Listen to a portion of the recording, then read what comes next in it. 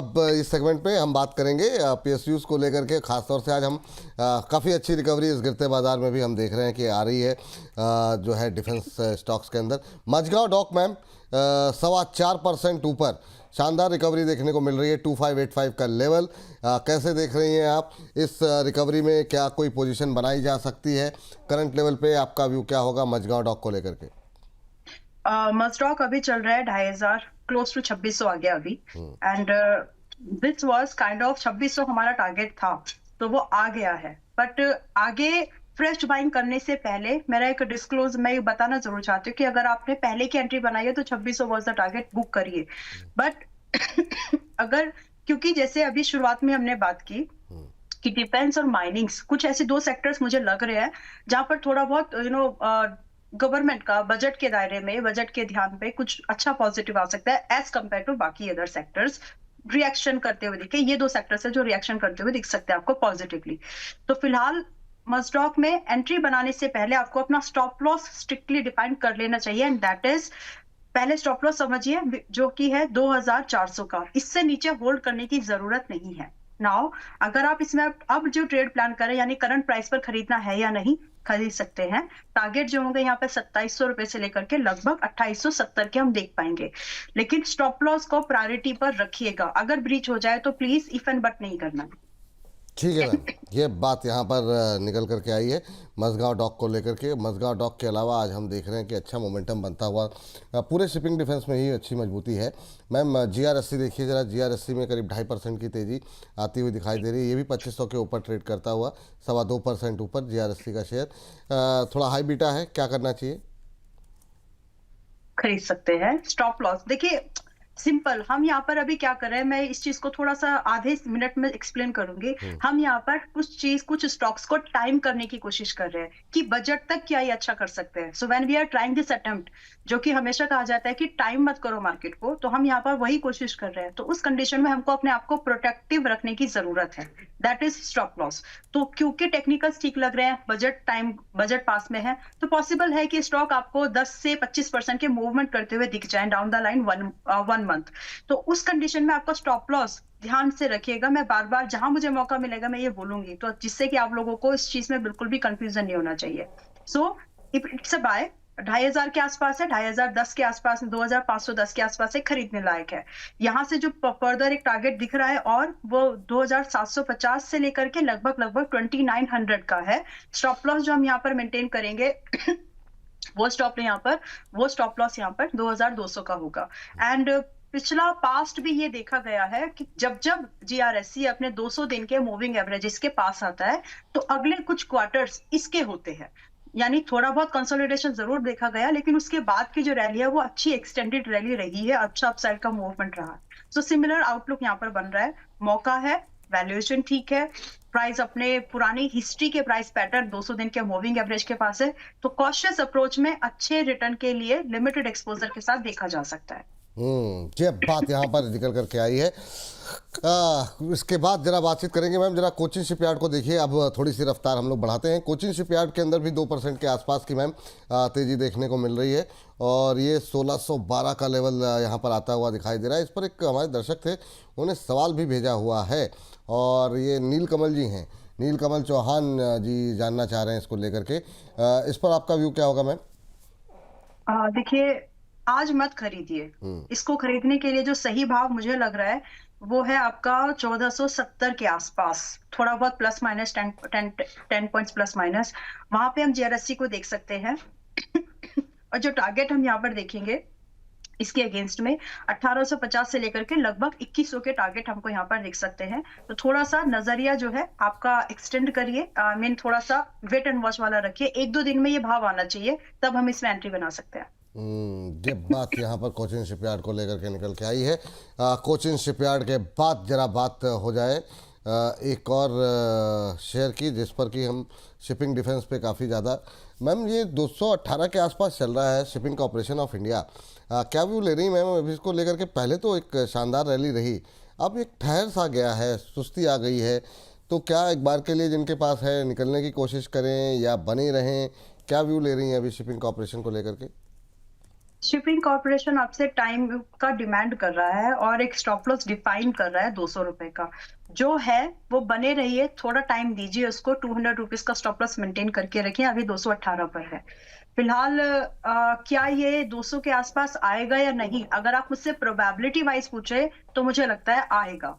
तो अगर आप प्रॉफिट में हैं तो स्टेटमेंट फिर ये क्लियर यहाँ पर आता है कि अगर आप 200 रुपए की ट्रेलिंग पर हिट होता है अगर ये, और आप उसमें समय भी प्रॉफिट में है, तो ट्रेलिंग के साथ वेट करिए, तो ही आप इसको अटेम्प्ट कर सकते हैं। अदरवाइज अगर आप प्रॉफिट में है तो फिलहाल आप चाहें तो निकल भी सकते हैं, क्योंकि ये थोड़ा सा मुझे वीक लग रहा है। कहीं ना कहीं इसमें जो अच्छी मूवमेंट एससीआई में जो बनेगी, शिपिंग कॉर्पोरेशन ऑफ इंडिया में, वो 230 के ऊपर बनेगी, और एल्स ये अच्छा बाय करने लायक होगा 185 पर। तो ना तो ब्रेकआउट है और ना ही बिल्कुल सपोर्ट पर, तो इसीलिए ट्रेलिंग का जरूर यूज कर लीजिए 200 के पास में।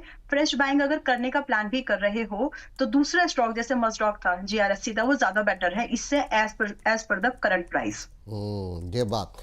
अब आ जाते हैं मैम शिपिंग से बाहर निकल करके जरा हमारे जो पसंदीदा हैं बीईएल को लेकर के। अब ये 420 के ऊपर ट्रेड निकलता हुआ फिर से निकल गया है। क्या फिर से ऊपरी स्तरों पर यहाँ पे प्रेशर बनेगा क्या एंट्री के लिए? क्या फिर से 400 के नीचे जाने का वेट करना चाहिए?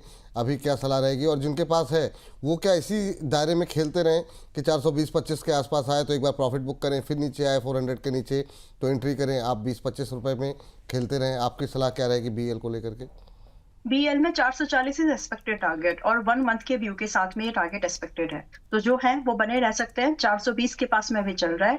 फ्रेश बाइंग भी अगर करनी है, फ्रेश व्यू अगर आप देख रहे हैं कि खरीदे या ना खरीदे, तो 440 का ही टारगेट है, जिसमें कि स्टॉप लॉस भी आपका लगभग उतना ही है। 402 रुपए का स्टॉप लॉस मेंटेन करके you can look for another 20 points gain, 20 to 19 points. तो ये एक व्यू है जो बीएल में अभी देखा जा सकता है, अगर 1 मंथ का ही नजरिया है। हाउएवर अगर आप इसको टाइम दें तो इट इज लाइकली कि 500 तक आपको अगले 3 क्वार्टर्स में 9 महीने के दायरे में जा सकता है। तो एक महीने में एक पुल बैक, एक एक इम्पल्सिव जो एक रेगुलर टारगेट जैसे होता है 440, थोड़ा समय देंगे तो 500 तक का व्यू है। तो फ्रेश बैंक के लिए ठीक है, उतना लेट नहीं है। Stop loss both the cases 402 का मेंटेन करेंगे। और BDL ma'am? Yes, BDL Bharat dynamics BDL अभी आ लिमिटेड जी, गया है हाँ जी 1567 पे आ बीडीएल। गया। हाँ।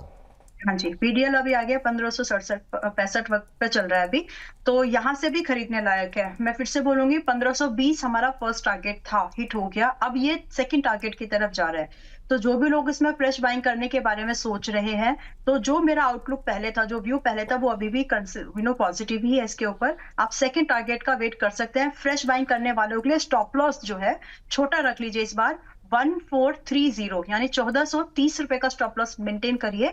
और अब आप यहाँ पर सेकंड टारगेट जो इसमें आ सकता है वो 1640 एंड लगभग 1750 का, ये दो टारगेट्स इसमें और देखे जा सकते हैं।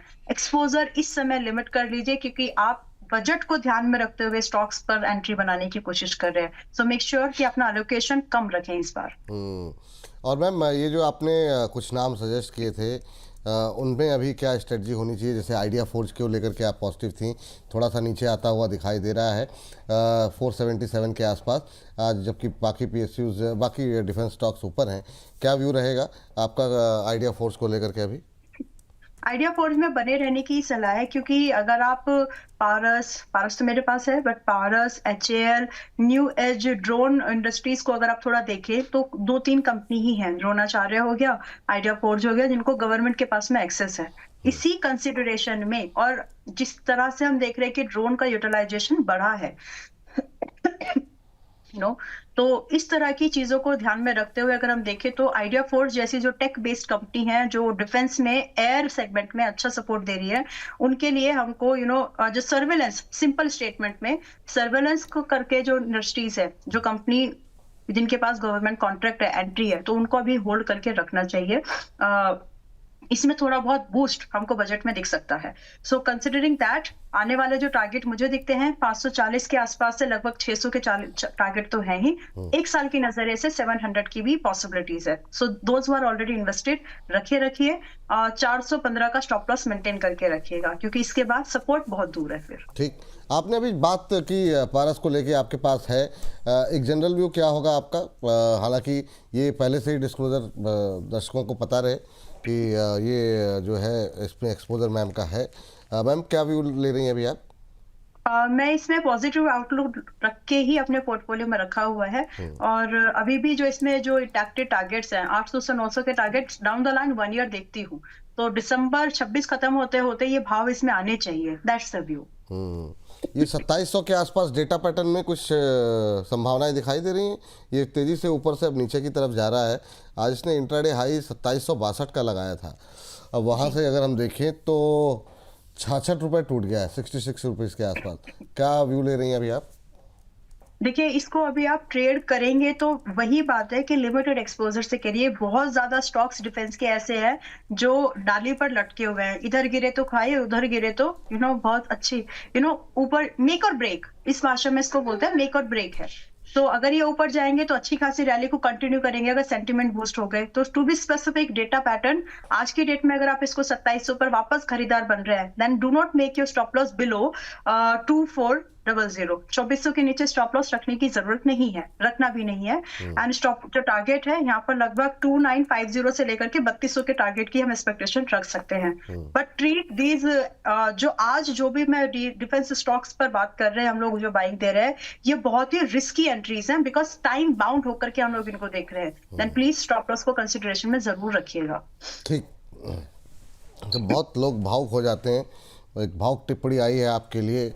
राय अरिंदम जी हैं, कह रहे हैं अंबाला मैडम का शांत और धैर्यपूर्ण व्यक्तित्व शेयर बाजार की गहराइयों को व्यक्त करता है, इसलिए ये हमें पसंद है। मुझे 1.5 लाख रुपए 4 महीने के लिए लगाना है, किस स्टॉक में लगाएं? मैम से सलाह चाहिए। तो ठीक है सर, आपकी सलाह जो है आखिरी में मैम जाते जाते डिस्क्लोजर के साथ इनको आप जो है सलाह दे दीजिएगा। अगर आपने कुछ इन्वेस्टमेंट आइडियाज़ रखे हों तो ये इसके अलावा एक दो टिप्पणियाँ और हैं। संजय कुमार धीर जी जो है कह रहे हैं, विपुल जी अंबाला बहन को सुप्रभात। अंबाला बहन को देखकर कभी ये लगता ही नहीं कि वो शिथिल व आलस में हैं, सदैव स्फूर्ति में दिखाई देती हैं। सभी को इसी तरह प्रस्तुत होना चाहिए।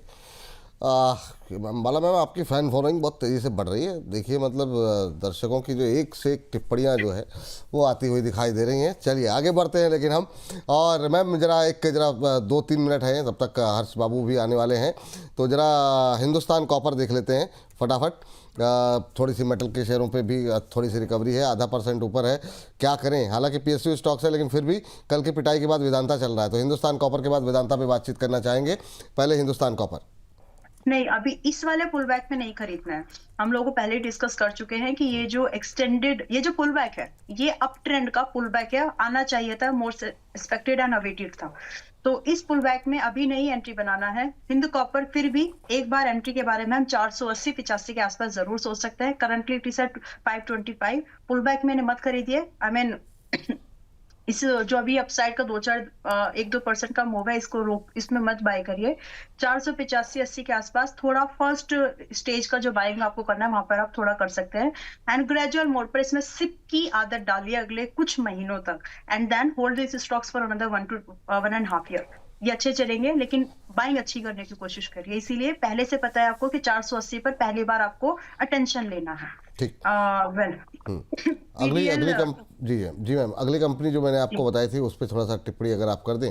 हिंदुस्तान कॉपर के बाद वेदांता, जरा बताइए वेदांता में क्या इस समय संभावनाएं दिखाई दे रही हैं 611 के आसपास?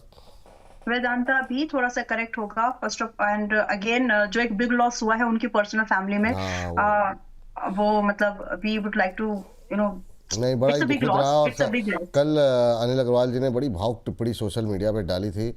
ये सब ईश्वर ना करे किसी को देखना पड़े, ये वाकई में बड़ा दुखदाई होता है। जी मैम। दुनिया का सबसे भारी बोझ जो यही माना जाता है। बिल्कुल, कि बिल्कुल। बच्चे, माँ बाप के सामने बच्चे का, बिल्कुल big loss, may God be with them. Well, to be specific, जब हम प्रोफेशनलिज्म पर आते हैं यानी कंपनी की मैनेजमेंट की बात देखते हैं, तो अभी भी ये these companies are manage professionally, manage by professionals. जो कंपनी में डायरेक्शंस तो जरूर होते हैं, तो इसका असर हम इससे जोड़ के नहीं देखेंगे जो उनका फैमिली में जो पर्सनल लॉस है। लेकिन फिर भी इस स्टॉक में ओवरबॉट है। टेक्निकल एक पॉइंट ऑफ व्यू है, फंडामेंटल एक पॉइंट ऑफ व्यू है कि थोड़े मेटल्स थोड़े कूल ऑफ होंगे, तो उसका असर यहाँ पर भी पड़ेगा। प्रॉफिट बुकिंग आएगी टू बी स्पेसिफिक, जो कि इसको एक्सटेंडली 570-560 पर लाएगी। तो वहां पर अभी ये चल रहा है 610 के पास में, तो तैयारी रखिए कि 580 से 560 की रेंज में आए, तब वीडीएल को दोबारा बाइंग के बारे में हम लोग फिर से सोच सकते हैं, not at this current price. ठीक। मैम, नाल्को में कुछ संभावनाएं दिखाई दे रही हैं क्या? एल्युमिनियम चलेगा? एल्युमिनियम में जिस तरीके से रिकवरी है, क्या इसमें थोड़ा सा दम दिखाई दे रहा है? कॉपर तो ऑलरेडी काफ़ी रैली आ चुकी है। नाल्को को लेकर के क्या व्यू है? आज हम देख रहे हैं करीब वो 3% ऊपर, 3.25%, 343 के आसपास नाल्को। देखिए नाल्को 342 पर है, मुझे लगता है कि 365 तक जाके वापस टूट जाएगा। और उस 300 उस 15 पॉइंट के 20 पॉइंट के रिस्क के टारगेट के लिए आपका जो रिस्क है ना वो बहुत बड़ा है। 290 से कम स्टॉप लॉस पे बात नहीं होगी। सो स्ट्रैटेजिकली यहाँ पर ये होना चाहिए, wait for some good entry. 1-2 दिन ये ऊपर अगर जाता भी है तो जाने दीजिए, चांसेस कम है, बट इन केस। और जो फ्रेश एंट्री बनती है विपुल जी, यहाँ पर 300-290 के बीच में ही बनानी चाहिए, इससे पहले नहीं। और आ जाएगा, पेशेंस रखिए, जो धैर्य से वेट करेंगे उनको ये अच्छे भाव मिल जाएंगे एंट्रीज। धैर्य दिखाने की आवश्यकता यहाँ पर की सलाह जो है वो यहाँ पर दी जा रही है। अब जो है आखिरी के एक तो टिप्पणी हिंदुस्तान जिंक देख लीजिए मैम फटाफट, कि यहाँ पे कुछ हो सकता है क्या? जिस तरीके से आज यहाँ पर भी मोमेंटम अच्छा बनता हुआ दिखाई दे रहा है, क्या व्यू है आपका? हमने बात की थी मेरे ख्याल से 585-80 के आसपास की रेंज के लिए, और आज इसमें लो कितना बना है? 588 का बना है। तो थोड़ा सा और रुकिए, ये वाले आज खरीदने की जरूरत नहीं है, 2-3 दिन में आपको ये 570-80 पर मिलेगा, वहां पर हम खरीदारी करेंगे। चलिए ठीक है, ये बात यहाँ पर मैम, हालांकि ये पीएसयू की थीम में नहीं है, लेकिन इस सेगमेंट को समाप्त करने से पहले 2-3 टिप्पणियाँ आपके लिए आई हैं। एक तो ये मोदी रबर को लेकर के क्या करना चाहिए अंबाला मैम, मोदी रबर में क्या अभी खरीदारी करनी चाहिए, क्या इन लेवल्स पे आप कंफर्टेबल हैं? दूसरा, एक MEIL को लेकर के किसी ने टिप्पणी की थी कि मैम क्या करना चाहिए, MEIL के अंदर मैं फंस गया हूँ, तो उनके लिए क्या सलाह रहेगी जो लोग फंसे हुए हैं? 30 सेकंड में मैम इन दोनों पे अगर आप टिप्पणी कर दें। और एक, चलिए ठीक है, इसको ये अभी 2 पे बात कर लेते हैं, बाकी बातें बाद में होती रहेंगी जी। देखिए मोदी रबर अभी नहीं खरीदना है, 110-105 की रेंज में वापस से खरीदारी की जा सकती है। टारगेट एंड स्टॉप लॉस फिर वही होंगे। स्टॉप लॉस रखेंगे 90 का, टारगेट रहेंगे 130 से 145 के आसपास का। सो 110-105 की रेंज में। Then we have MEIL। मैं 2 स्टॉक्स पर अभी एग्जिट भी दूंगी, जिन स्टॉक्स, एक VST था और एक RBZ था, उस पर हम एग्जिट भी देने वाले हो, तो उसको समय दीजिएगा प्लीज। RBZ पे भी टिप्पणी थी मैम, तो क्या अभी एग्जिट नहीं करना है ना, ये बात है कर रही हैं आप? हाँ यस, नहीं RBZ में अभी जो, एक सेकेंड, 151 पर ही आ गया है। यहाँ पर स्टॉप लॉस थोड़ा सा ऊपर की तरफ शिफ्ट कर लेना है, विच इज 140। पहले 130 था, अभी 140 रुपए का स्टॉप लॉस मेंटेन करके होल्ड कर लीजिए फॉर द टारगेट्स। एंड दूसरा है MEIL। MEIL को ना मुझे लगता है कि हमें यहाँ पर थोड़ा सा समय वेट एंड वॉच वाला और देना चाहिए। इसमें जो स्टॉप लॉस मेंटेन करेंगे, 335 रुपए का स्टॉप लॉस मेंटेन करके होल्ड कर लीजिए। 2-4 दिन में पॉसिबल है कि 385 और 415 ये वापस से चेस कर दे, बट स्टॉप लॉस 335 रिवाइज्ड है, यहाँ तक ही इसको रखना, इससे नीचे नहीं।